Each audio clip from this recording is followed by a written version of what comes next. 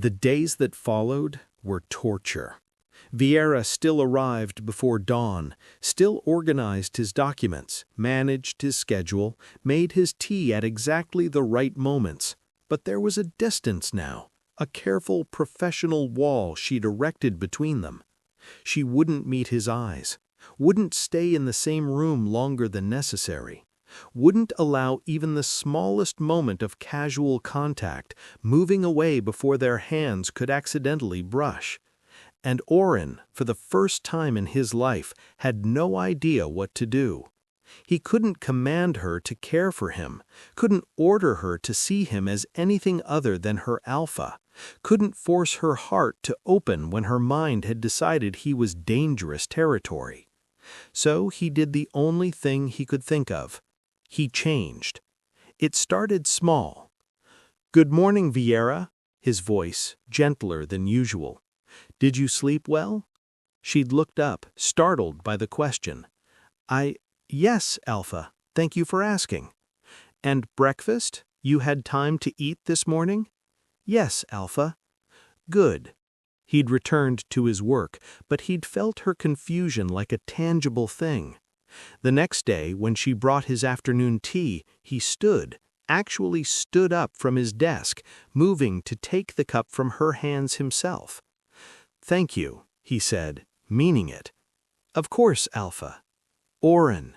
He held her gaze, watching color rise in her cheeks. "My name is Oren. Use it, please." She'd fled to the antechamber, and he'd let her go. Patience, he reminded himself. She'd told him what she feared, that he would tire of her, forget about her, replace her the moment someone more suitable came along. So he would prove her wrong. Not with words, with time. When Lady Celeste arrived the following week, trailing perfume and expectations, Oren saw the exact moment Vieira prepared to make herself invisible. "Lady Celeste." He didn't stand, didn't smile. "I don't recall scheduling an appointment with you." "Oh, Alpha, surely we're beyond such formalities." Celeste's laugh was musical, practiced. "I brought news from the Eastern Peaks that I thought you'd want to hear personally." "Then you can share it with Ms. Thorne." He gestured to where Vieira sat at the side table, her eyes wide with surprise. "She manages all my correspondence and keeps detailed records of important pack developments. Whatever news you have, she'll ensure it reaches me in the proper context." Celeste's smile faltered. "But surely such sensitive information should be discussed privately." "Ms. Thorne has my complete trust and the security clearance to handle any pack business you might bring." His tone was final. "If you're unwilling to share information with my office manager, then it's not important enough for my time." The lady stared at him, clearly trying to determine if he was serious. He was. Very well." Celeste turned to Vieira with barely concealed irritation. "The Eastern Peaks are experiencing unusual migration patterns. Several packs have reported—" "Wait." Oren held up a hand. "Ms. Thorne, you'll want to take notes. This sounds like information that should be cross-referenced with our own border reports." Vieira fumbled for her notebook, still looking confused. "And Lady Celeste," Oren continued, his voice cooling several degrees, "perhaps you could explain why you felt the need to deliver this information in person rather than through official channels, unless there's something else you hoped to accomplish during your visit." The implication was clear. The dismissal clearer still. Celeste left 10 minutes later, her news delivered and her ulterior motives thoroughly thwarted. When the door closed behind her, Vieira turned to Oren with an expression caught between confusion and something that might have been hope. "Alpha, you didn't have to." "Yes, I did. And it's Oren. How many times do I have to tell you?" "At least a dozen more, Alpha," but there was the tiniest hint of warmth in her voice. Progress. The transformation continued, gradual and deliberate. Oren started asking about her day, not just about work, though he still cared about that, but about her. what she did in her free time, what books she was reading, whether she was warm enough in her cottage or if the estate manager needed to send additional firewood. He noticed when she looked tired and would quietly reschedule non-essential meetings, giving them both an easier afternoon. He noticed when she was stressed and would make her tea, inexpertly, nothing like her perfect brews, but the gesture seemed to matter more than the quality. He noticed her, and slowly, the wall between them began to develop cracks. One afternoon in late February, Vieira was reaching for a book on a high shelf when she stumbled slightly, her balance wavering. Oren moved without thinking. His hands caught her waist, steadying her, and for one frozen moment they were close enough that he could smell lavender in her hair, could feel the warmth of her through the fabric of her dress, could count the flecks of gold in her honey-brown eyes. "Careful," he murmured. "I'm fine." But she didn't pull away immediately, didn't create distance the way she had been for weeks. Their eyes met. Held. Something passed between them. Acknowledgement, maybe. Understanding. The beginning of trust. Then Vieira stepped back, carefully, and Oren let her go. But his hands remembered the curve of her waist for the rest of the day. The real shift came during the Winter Festival. It was Iron Claw Pack's largest social event of the year, a celebration of the winter solstice that brought together wolves from across the northern territories. The estate's great hall was transformed into something magical, all ice sculptures and winter flowers, strings of lights that sparkled like stars. Oren was expected to attend, of course, to greet visiting dignitaries, to make nice with allied packs, to smile and play the gracious host, while dozens of eligible women vied for his attention. It was exhausting, and for the first hour he endured it with his usual cold politeness, accepting congratulations on another successful year, fielding thinly veiled marriage proposals from ambitious mothers. Then he saw her. Vieira stood near the edge of the room, partially hidden behind a column, watching the festivities with a small smile. She wore a simple dark blue dress, nothing like the elaborate gowns the noble women wore, but something about the way the candlelight caught in her hair, the way she swayed slightly to the music, made Oren's breath catch. She looked happy, peaceful, content to exist on the margins of the celebration without needing to be its center. And suddenly Oren knew exactly what he needed to do. He excused himself from the Duchess he'd been speaking with and crossed the room, ignoring the surprised looks that followed him. "Miss Thorne."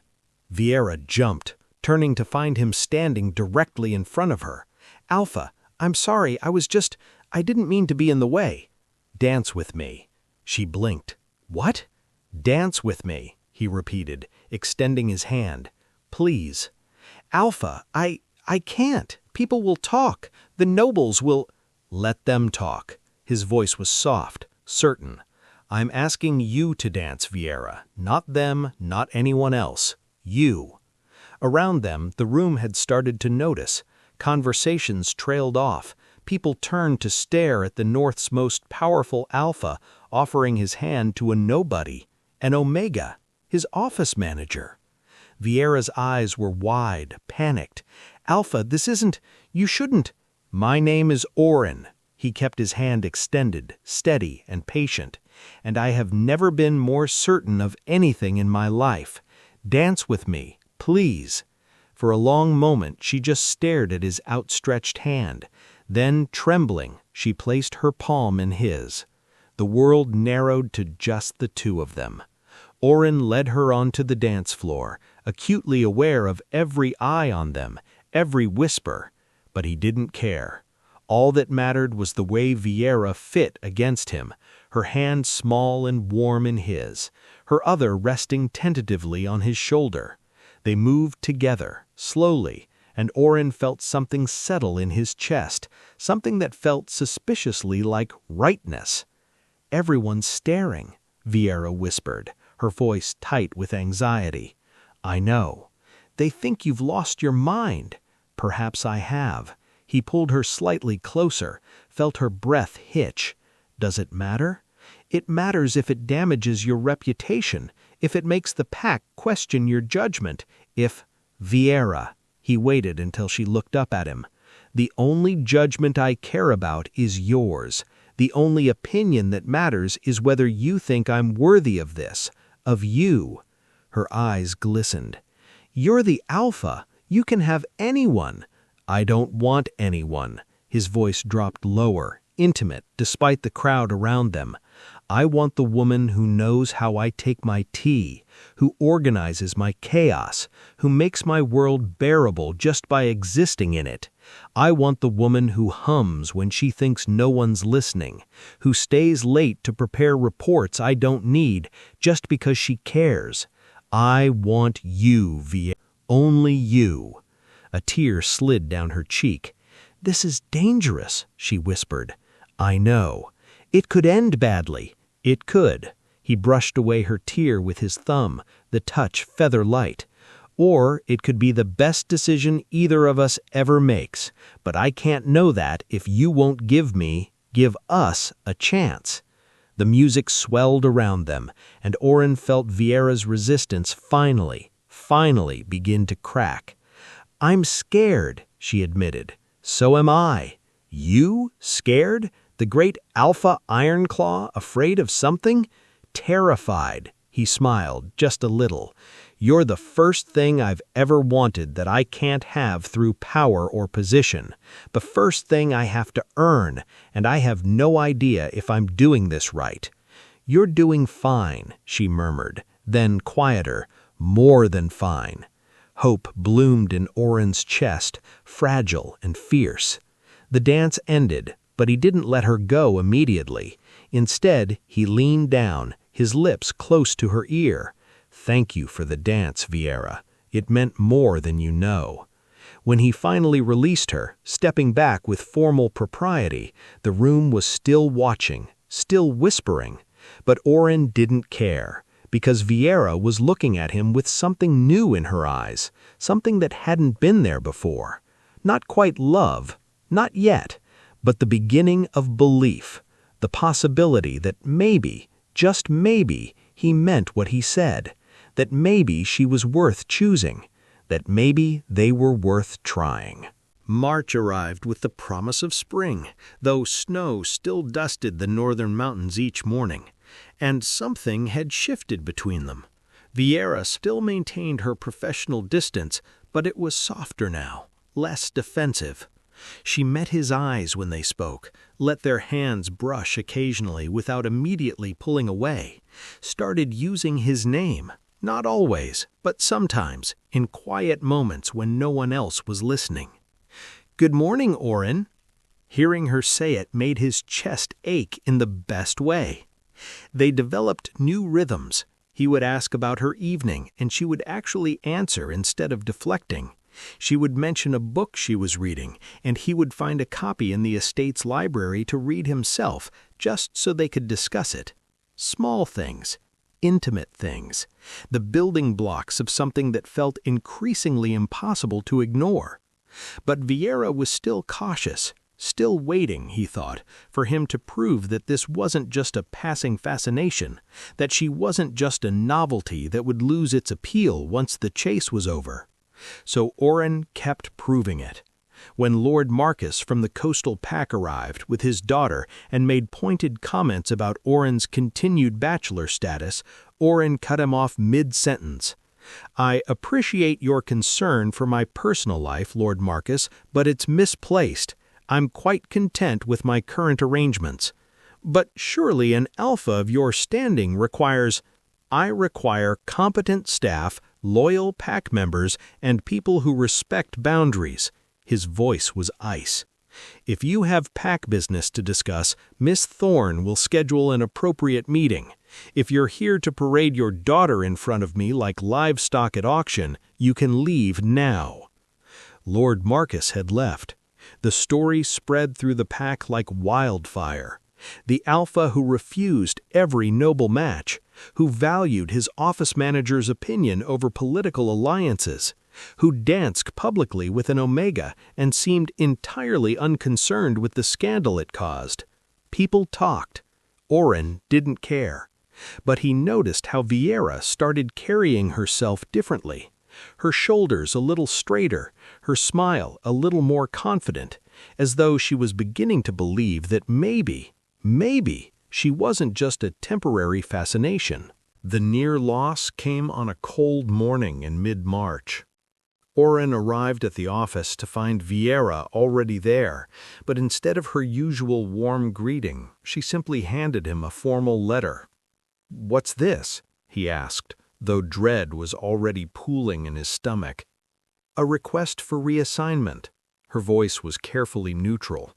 "I've been offered a position managing the historical archives. It's a significant promotion, and the archivist specifically requested me. I wanted you to have time to find a suitable replacement before I—" "No." Vieira blinked. "Alpha?" "No." Oren set the letter down, his hands unsteady. "You're not leaving." "It's not your decision to—" "I know it's not. I know I can't order you to stay. I know I have no right to ask." He moved around the desk, and she took an instinctive step back, but he kept coming, slow and deliberate. "But I'm asking anyway. Please don't go." "Oren, this is exactly what I was afraid of." Her composure was cracking. "You're too invested. I'm just your office manager, and you're treating my potential reassignment like I'm losing something essential." He stopped just in front of her, close enough to see the tears she was fighting. "Like the woman I've fallen in love with is planning to walk out of my life." The words hung in the air between them. Love. He'd said it. Finally. Vieira's breath caught. "You don't—" "I love you." The words came easier the second time. Easier because they were true, undeniable, the single most certain thing in his carefully controlled world. "I love the way you hum when you organize documents. I love how you know exactly when I need tea or silence or a reason to smile. I love your kindness, your patience, your stubborn refusal to be impressed by my title. I love every single thing about you, and the thought of this office, of my life without you in it, is unbearable." "Stop!" Vieira pressed her hands to her face, shoulders shaking. "Please stop." "Why?" "Because I can't—" A sob broke through. "I can't be what you need. I'm not noble enough, not strong enough, not enough to stand beside an alpha. And every time you say these things, every time you look at me like I matter, it makes it harder to remember why I should protect us both by leaving." "Then don't remember." Oren reached for her hands, gently pulling them away from her face. She resisted for half a second, then melted into his embrace, her face pressed against his chest. "I don't want you to leave," he murmured into her hair, "but I won't force you to stay. If the archives are truly what you want, I'll write the most glowing recommendation ever penned. I'll make sure they know how lucky they are to have you. But if you're leaving because you're afraid, because you think you're not good enough for me, then I'm asking you to reconsider. Because, Vieira, you're not just good enough. You're everything." For a long moment, they simply stood there, wrapped in each other, while the morning sun streamed through the windows and the fire crackled softly. Then, very quietly, Vieira said, "I'll stay." Oren's arms tightened around her. "You're sure?" "No." She pulled back slightly to look at him, and despite the tears, she was smiling. "But I'm willing to try, to see if maybe you're right. Maybe I am enough." "You are." He cupped her face in his hands, thumbs brushing away her tears. "You always have been." And for the first time, he saw her begin to believe it. The days that followed felt like spring arriving early. Vieira still worked, still managed his office with the same quiet competence, But there was a lightness to her now, a warmth in her smiles, a willingness to let their conversations drift from professional into personal. She started arriving at his office a few minutes earlier each day, as if eager to see him. He started finding excuses to keep her there a few minutes longer each evening. They talked about everything and nothing, about their childhoods, his lonely, burdened with expectation, hers humble but filled with love before her parents' deaths, about their favorite seasons, their opinions on pack politics, their dreams for the future. And slowly, carefully, Oren watched Vieira's walls come down. It started with small touches, her hand on his arm when she leaned over to point out something in a report, his hand at the small of her back when he guided her through a crowded council meeting, their fingers brushing when passing documents, lingering just slightly longer than necessary. Then came the moment when she laughed, really laughed at something he said, her whole face lighting up with unguarded joy. Oren felt his heart stutter in his chest. "What?" Vieira asked, still smiling. "Nothing. He shook his head, unable to stop his own smile. "I like seeing you happy." "You make me happy." The words were simple, honest. "I didn't expect that. Didn't expect you. But somehow you've become—" "What?" She met his eyes, and he saw vulnerability there. Trust. The beginning of something that looked like love. "Home," she whispered. "You've become home." The snow came unexpected and heavy on a quiet afternoon in late March. Oren had been in a council meeting that ran longer than expected, and when he finally returned to his office, he found it empty. The fire had burned low, the lamps weren't lit. Vieira's desk was tidy but vacant. For a moment, old panic seized him, irrational fear that she'd changed her mind, left after all, decided he wasn't worth the risk. Then he noticed the window. She was outside in the courtyard, her dark cloak wrapped around her shoulders, face tilted up to catch the falling snow. Flakes caught in her hair, on her eyelashes, and she was smiling, soft and private and beautiful. Oren didn't think, he just moved.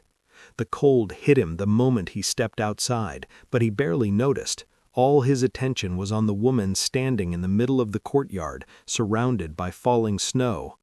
Vieira. She turned, surprise flickering across her features. "Oren, I didn't hear you come out." "You should be inside. You'll catch cold." "I will in a moment." She held out her hand, catching snowflakes.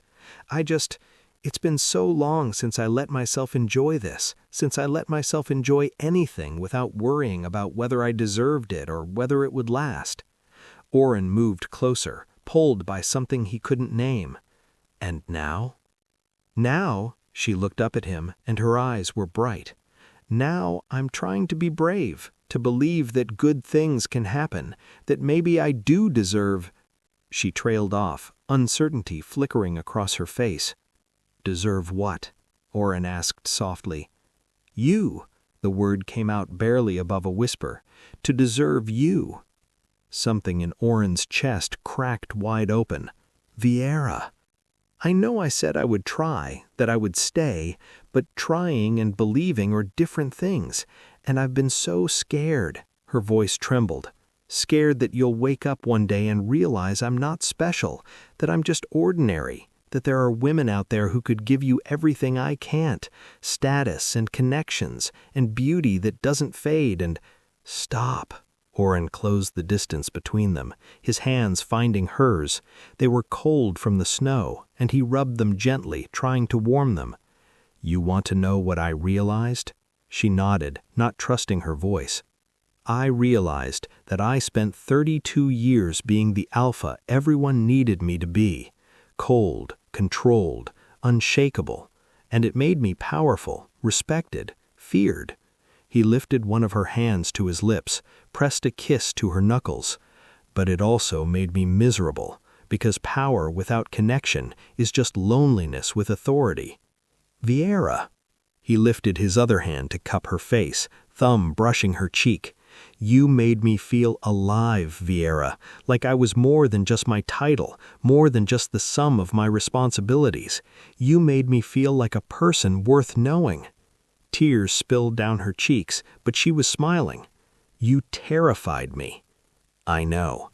No, you don't understand, she laughed, the sound caught between joy and sorrow.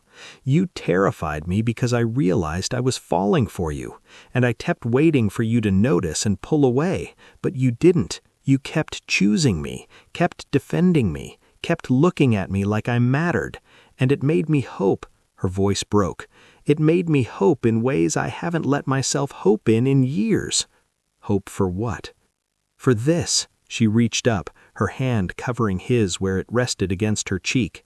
For you, for us, for a future where maybe I could be your Luna, where I could stand beside you not because of my bloodline or my connections, but because you want me there, because I make you happy, because we fit.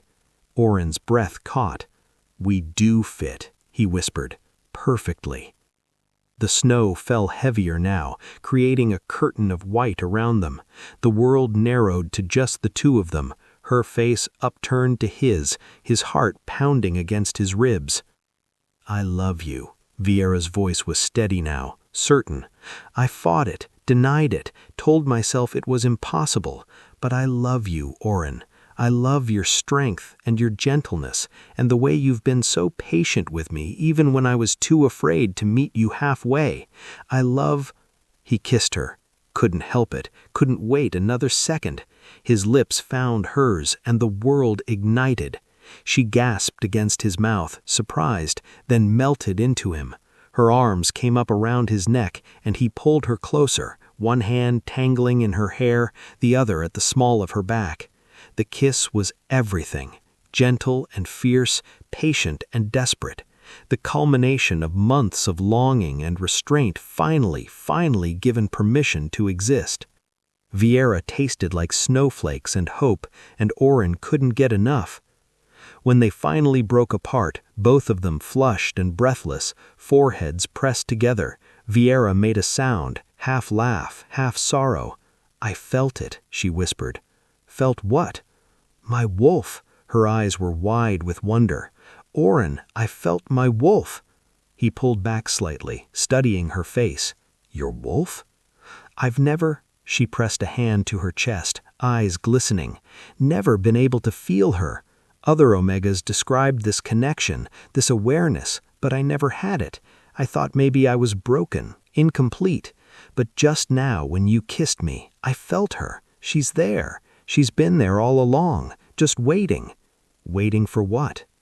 Vieira's smile was radiant, transformative. For me to feel safe, to feel chosen, to feel worthy. She cupped his face in both hands, and Oren saw nothing but love in her eyes. You did that. You made me believe I was worth awakening for. Something shifted in the air between them, something primal and undeniable.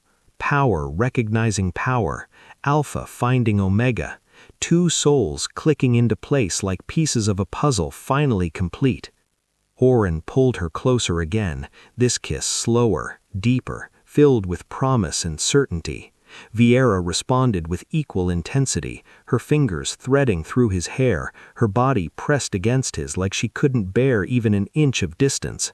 Around them, the snow continued to fall, blanketing the courtyard in pristine white. And in Oren's arms, Vieira's wolf awakened fully, not with pain or struggle, but with joy, with the absolute certainty that she was exactly where she belonged. When they finally broke apart, both of them flushed and breathless, Oren rested his forehead against hers. I'm going to announce it, he said quietly. At the spring council, I'm going to stand in front of every alpha, every noble family, every pack representative, and tell them that you are my chosen Luna, that I will accept no other, that anyone who has a problem with my choice can take it up with me personally. Oren, I know it won't be easy. I know there will be challenges, but I don't care. He pulled back just enough to meet her eyes. You are mine. You are mine, and I will spend the rest of my life making sure the entire world knows it." Vieira's smile was tremulous, beautiful. "The rest of your life?" "The rest of our lives," he corrected, "if you'll have me." "I'll have you." She kissed him again, soft and sweet. "I choose you too, Alpha Orin Ironclaw, today and every day after." They stood together in the falling snow, wrapped in each other, and Orin felt something settle in his chest, something that felt like peace, like home, like the end of loneliness and the beginning of everything. Inside the estate, the Ironclaw pack carried on with their daily routines, unaware that their Alpha had just found their Luna. Outside, in the quiet courtyard, two wolves who had been lost found each other. And when spring finally arrived in full, melting the last of winter's snow, it would bring with it a new era for the North's most powerful pack. One built not on fear or tradition or political convenience, but on love, on choice, on the quiet strength of an Omega who had learned to believe she was worthy, and an Alpha who had learned that the heart he thought would always be cold could, with the right person, burn bright enough to warm the entire world. The announcement came exactly as Orin promised. Standing before the assembled representatives of the Northern Territories, with Vieira at his side wearing a gown of silver and blue that made her look like moonlight given form, he spoke with absolute authority. "I present my chosen Luna, Vieira Thorn of Ironclaw. She is mine, I am hers, and I will hear no objections." The room erupted. Shock, confusion, some barely concealed disapproval from the more traditional families. But Orin didn't flinch, and more importantly, neither did Vieira. She stood beside him with quiet dignity, her hand in his, her wolf humming contentedly beneath her skin, no longer hiding, no longer diminishing herself, just being exactly who she was, the woman the Alpha loved. And when Orin looked down at her, seeing the confidence in her bearing, the love in her eyes, the absolute certainty that she belonged at his side, he knew he'd made the only choice that mattered. The rest of the world could adapt, because the North's coldest Alpha had learned to love, and nothing would ever be the same again.